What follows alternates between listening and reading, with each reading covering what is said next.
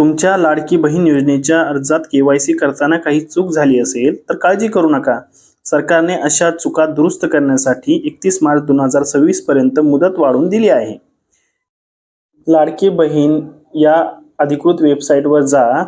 होमपेजवर e-KYC करताना लाभार्थ्याकडून पर्याय निवडताना चूक झाली असल्यास येथे क्लिक करा असा मेसेज दिसेल, त्यावर क्लिक करा.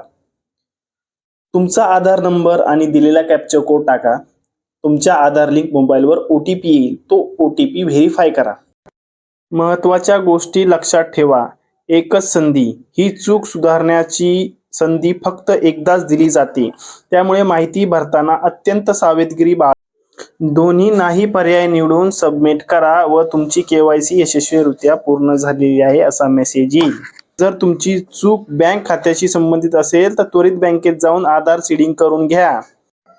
दुसरं, ज्यांचे या आधार क्रमांकाची ई-केवायसी प्रक्रिया पूर्ण झालेली आहे असा मेसेज येत असेल त्यांना पुन्हा केवायसी करण्याची गरज नाही, कारण त्यांची यशस्वीरित्या पूर्ण केवायसी झालेली